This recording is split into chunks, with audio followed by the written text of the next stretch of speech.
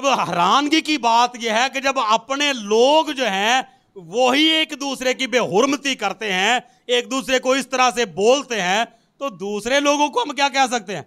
वो किसी आरे गहरे नत्थू खैरे से हाथ मिलाना पसंद नहीं करते कि कहीं नापाक ना हो जाए। इंसान की अपनी जदोजहद जो है, इंसान की अपनी स्ट्रगल जो है, इंसान की अपनी कोशिश जो है, अपनी उसकी तगोदो जो है, वो उसको खुदा के नजदीक मकबूलियत के लिए तैयार नहीं कर सकती। दोनों ही बातें क्लियर हो गई। गोता लफ्ज भी बाइबल में है और गोते के बगैर गुजारा भी नहीं है। सब कौमों को शागिर्द बनाओ, तो वो कौमों की बात हुई है जो ऑलरेडी मसीही हैं, उनको तो बपतिस्मा लेने की जरूरत ही कोई नहीं। बपतिस्मा लेना क्यों जरूरी है? वैलिड जो क्वेश्चन है वो ये है कि बपतिस्मा लेना क्यों जरूरी है। जब ये समझ में बात आ जाएगी तो उसके बाद हर चीज खुद ब खुद क्लियर हो जाएगी कि किन को लेना चाहिए और किन को नहीं लेना चाहिए। तो बपतिस्मा लेना क्यों जरूरी है जी? अगर आप हमारे चैनल पर नए हैं तो चैनल को सब्सक्राइब लाजमी करें और वीडियो को शेयर करें। Thanks for watching. आज दो बातें हैं जिन पर हम थोड़ी देर के लिए गौर करेंगे। पहली बात यह है, कुछ लोगों का ख्याल है, बड़े बड़े खादमों का भी ये ख्याल है, वो कहते हैं कि बपतिस्मा जो है ये तो गैर कौमों के लिए था, हमारे लिए बपतिस्मा नहीं है, मसीहियों के लिए तो बपतिस्मा है ही नहीं। पहली बात तो ये है, इस पर हम गौर करेंगे। और दूसरी बात बहुत सारे लोगों के मुंह से आपने भी सुनी होगी, ऐसे गोता मिशन है। कितने लोगों ने ये सुनी है बात? और कुछ लोग ऐसे हैं कि जो इस बात पे रट्टा डाल के बैठ जाते हैं, लो जी गोता लफ्ज सानू बाइबल चो काट के वाह कि लिखिया गोता लेना चाहिए। तो ये दो बातें हैं जिन पर आज हम लोग थोड़ी देर के लिए गौर खोज करेंगे जी। वापस आते हैं अपनी मरकजी आयत मुबारक पर। मुकद्दस अय्यूब नबी का सीफा, उसका 9वां चैप्टर, आयत नंबर 30 और 31 कलाम में हाकिम में लिखा हुआ है। मुकद्दस अय्यूब नबी फरमाते हैं, 9वें चैप्टर की पहली आयत को पढ़े तो क्या लिखा हुआ है? फिर अय्यूब ने जवाब दिया। इसका मतलब है कि जो मरकजी आयत है हमारी, ये किसकी बात है? मुकद्दस अय्यूब नबी चैप्टर नंबर 9 आयत नंबर 30 में फरमाते हैं, अगर मैं अपने को बर्फ के पानी से धोऊं और अपने हाथ कितने ही साफ करूं तो भी तू मुझे खाई में गोता देगा। इसका क्या मतलब है जी? अगर मैं अपने आप को बर्फ के पानी से धो लूं, अपने आप को जितना मर्जी साफ करूं, पाक करूं, तो भी मेरी नापाकी मुझसे दूर नहीं हो सकती, तो भी तू मुझे खाई में गोता देगा। इसका मतलब है कि नंबर एक, पहली चीज तो यह भी क्लियर होगी कि गोता लफ्ज बाइबल में है। अब अगर कोई कहे कि लो जी गोता सानू काट के वो कितने लिखा है, तो चुप करके कितने आ जाना है? मुकद्दस अय्यूब नबी का सहीफा चैप्टर नंबर 9 वर्स 30 और 31 31 आयत में ये लफ्ज जो है ये मौजूद है कि तो भी तू मुझे खाई में गोता देगा। इसका मतलब ये हुआ कि इंसान की अपनी जदोजहद जो है, इंसान की अपनी स्ट्रगल जो है, इंसान की अपनी कोशिश जो है, अपनी उसकी तगोदो जो है, वो उसको खुदा के नजदीक मकबूलियत के लिए तैयार नहीं कर सकती। या अपनी जदोजहद से या अपनी कोशिश से इंसान खुद को इस काबिल नहीं बना सकता कि वो खुदा की नजर में मकबूल हो जाए। इसलिए बाइबल मुकद्दस के मुताबिक ये जो बपतिस्मा है, ये ही एक वाहद ऐसा असूल है या ऐसा हुक्म है कि जब कोई इस हुक्म पे अमल करता है तो वो खुदा के नजदीक मकबूल ठहर सकता है। बस जितनों ने उसे कबूल किया, उसने उन्हें खुदा के फरजंद बनने का हक बख्शा। तो ये जो ऊपर बात लिखी गई है ना कि अगर मैं अपने को बर्फ के पानी से धोऊं और अपने हाथ कितने ही साफ करूं, ये दोनों बातें क्या ज़ाहिर कर रही हैं? ये इंसान की अपनी कोशिश को ज़ाहिर कर रही हैं, इंसान की अपनी स्ट्रगल को शो कर रही हैं, इंसान की अपनी जो जदोजहद है कि हाँ मैं किसी तरीका से नेक पाक हो जाऊं। लेकिन खुदावंद के बंदा मुकद्दस अय्यूब नबी ने फरमाया है कि ऐसा पॉसिबल नहीं है, तो भी तू मुझे खाई में गोता देगा। अच्छा, निकोदेमुस जो है वो फरीसी है, और फरीसी जो है वो इतने पकीज़ा होते थे, यानी पकीज़गी का वो इतना ख्याल करते थे कि वो अपने हमसाये के घर तक नहीं थे जाते। वजह क्या थी कि कहीं नापाक ना हो जाए। वो किसी यारे गहरे नत्थू खैरे से हाथ मिलाना पसंद नहीं थे करते कि कहीं नापाक ना हो जाए।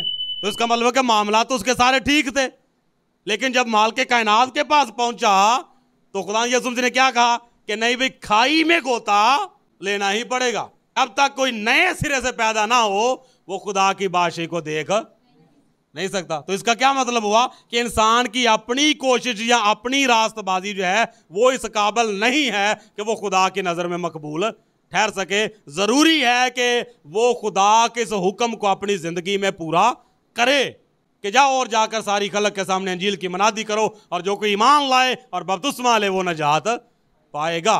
तो बाइबल मुकद्दस तो यहां पर बयान कर रही है कि गोता लफ्ज भी मौजूद है और गोते के बगैर गुजारा भी नहीं। हालेलुया, दोनों ही बातें क्लियर हो गई। गोता लफ्ज भी बाइबल में है और गोते के बगैर गुजारा भी नहीं। एक और हवाला तस्दीक के लिए मैं आपके गोशे गुजार करने वाला हूं। गिनती की किताब निकालिए जरा जी। ये जो असूल है, ये चूंकि खुदावंद यीशु मसीह की ज़ात अक़दस को अगर कोई समझता है और वो जानता है कि यीशु मसीह ही यहोवा खुदा है, तो बाइबल मुकद्दस के मुताबिक ये जो बपतिस्मे वाली बात है या पकीज़गी वाली बात है, ये कोई नया असूल नहीं था जो खुदावंद यीशु मसीह मुतारफ करवा रहे हैं, बल्कि पुराने अहदनामा में भी इस बात को बयान किया गया है। 31वें चैप्टर की आयत नंबर 22 से पढ़ते हैं तो यहां पर लिखा हुआ है, सोना और चांदी और पीतल और लोहा और रांगा और सीसा, गर्द जो कुछ आग में ठहर सके वो सब तुम आग में डालना, तब वो साफ होगा।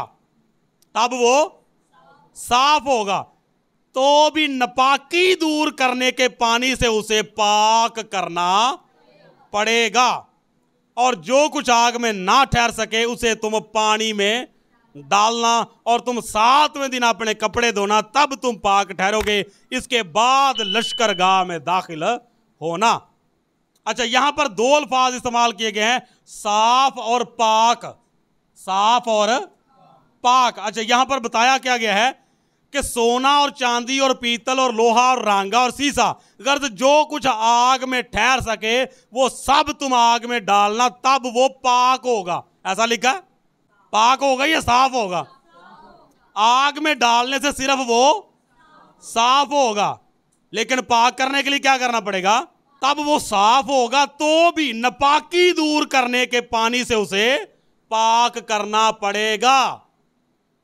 इसका मतलब यह हुआ कि बेशक कोई भी इंसान जो है वो जितना मर्जी अपने आप को क्लियर करने की कोशिश करे, बड़ी बड़ी मुसीबतें जो हैं वो भी वो खुदा के लिए बर्दाश्त करे या उठाए, लेकिन इसके बावजूद नापाकी दूर करने के लिए उसे क्या करना पड़ेगा? पानी से पाक करना ही पड़ेगा, तब वो पाक होगा।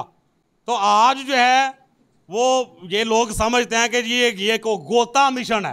गोता मिशन जो है ये अव्वल तो बाइबल मुकद्दस के मुताबिक ये कोई, अब हैरानगी की बात यह है कि जब अपने लोग जो हैं वही एक दूसरे की बेहुरमती करते हैं, एक दूसरे को इस तरह से बोलते हैं, तो दूसरे लोगों को हम क्या कह सकते हैं?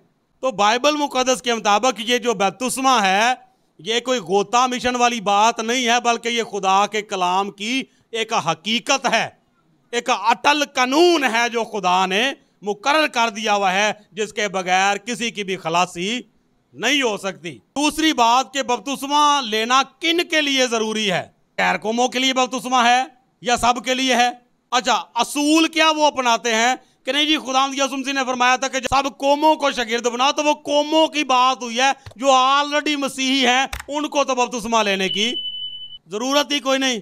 सवाल ये नहीं कि बपतिस्मा किन के लिए जरूरी है और किन के लिए नहीं। असल में ये सवाल बनता ही नहीं कि किन के लिए है और किन के लिए नहीं। सवाल जो वैलिड है वो ये है कि बपतिस्मा लेना क्यों जरूरी है। बस बपतिस्मा लेना क्यों जरूरी है। वैलिड जो क्वेश्चन है वो ये है कि बपतिस्मा लेना क्यों जरूरी है। जब ये समझ में बात आ जाएगी तो उसके बाद हर चीज खुद ब खुद क्लियर हो जाएगी कि किन को लेना चाहिए और किन को नहीं लेना चाहिए।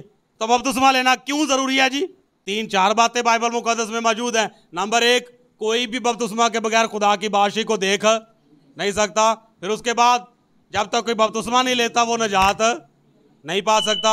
और तीसरी बात, जब तक कोई बपतिस्मा नहीं लेता वो खुदावंद यीशु मसीह की कलीसिया में शामिल नहीं हो सकता। और नंबर 4 जो सबसे बड़ी और अहम बात है, जिसमें ये बात क्लियर हो जाती है कि बपतिस्मा लेना क्यों जरूरी है। जब उनके दिलों पर चोट लगी, मुकद्दस पतरस रसूल ने जब कलाम सुनाया, उनके दिलों पर चोट लगी और कहा, पतरस और बाकी रसूलों से कहा कि भाइयों हम क्या करें। तो मुकद्दस पतरस रसूल ने फरमाया कि तौबा करो और तुम में से हर एक अपने गुनाहों की माफी के लिए यीशु मसीह के नाम पर बपतिस्मा ले। तो चौथी बात क्या है, क्यों लेना जरूरी है? गुनाहों की माफी के लिए। तो आपका क्या ख्याल है कि मसीही जो है वो गुनाहगार नहीं होते? गैर कौमें तो चले उनके मुताबिक कि जी गैर कौमों के लिए बपतिस्मा है, मसीहियों के लिए नहीं है। तो क्या मसीही जो है वो माँ के पेट से ही रास्त बाद पैदा होते हैं? मसीही जो हैं वो माँ के, अब मुकद्दस पौलुस रसूल अगर माँ के पेट की बात करें तो मुकद्दस पौलुस रसूल के बारे में क्या लिखा हुआ है कि मेरी माँ के पेट ही से खुदा ने मुझे मखसूस किया। लेकिन इसके बावजूद जब खुदा यीशु मसीह उस पर ज़ाहिर हुए तो हनन्याह से क्या कहा कि जाकर उसको पैगाम दे, उठ और खुदा यीशु का नाम लेकर अपने गुनाहों को धो डाल। और बपतिस्मा उसे लेना पड़ा। तो उसका मतलब है कि माँ के पेट से भी मखसूस होने वाले बपतिस्मे के बगैर उनका भी गुजारा नहीं, उनकी भी रहाई नहीं। तो बपतिस्मा लेना क्यों जरूरी है? इसलिए कि सब ने गुनाह किया और खुदा के जलाल से महरूम है। तो किसने गुनाह नहीं किया? जी किसने गुनाह नहीं किया? सब ने किया ना। तो जब सब ने किया तो बपतिस्मा क्यों लिया जाता है? गुनाहों की। तब किसके लिए जरूरी है और किसके लिए नहीं? तो ये जो बात कहते हैं कि लो जी नहीं ये तो गैर कौमों के लिए था, मसीहियों के लिए तो नहीं, ये वैलिड क्वेश्चन नहीं है। वैलिड क्वेश्चन ये है कि बपतिस्मा लेना क्यों जरूरी है। जब ये वाय क्लियर हो जाती है, क्यों का पता चल जाता है, तो उसके बाद हर चीज जब वो खुद ब खुद ही ओपन हो जाती है। तो इसलिए मेरे अज़ीज़ों, खुदावंद के पाक कलाम के मुताबिक इन बातों को समझने की ज़रूरत है। जो बेटियां आज बैप्टाइज होंगी, मेरा ख्याल है कि बहुत सारी बातें आप लोगों ने भी इनमें से सीखी हैं और दीगर जितने आप सब लोग बैठे हैं आपने भी इन बातों में से बहुत सी नई बातें सुनी और सीखी हैं। तो इन बातों को आप याद रखिएगा। खुदावंद आप सबको आज के इस पाक कलाम के वसीला से बरकत बख्शे। आमीन। इस तरह की मज़ीद वीडियोस देखने के लिए हमारे चैनल को सब्सक्राइब लाजमी करें और बेल आइकन को प्रेस करें ताकि हर नई आने वाली वीडियो बर वक्त आप तक पहुंच सके। Thanks for watching.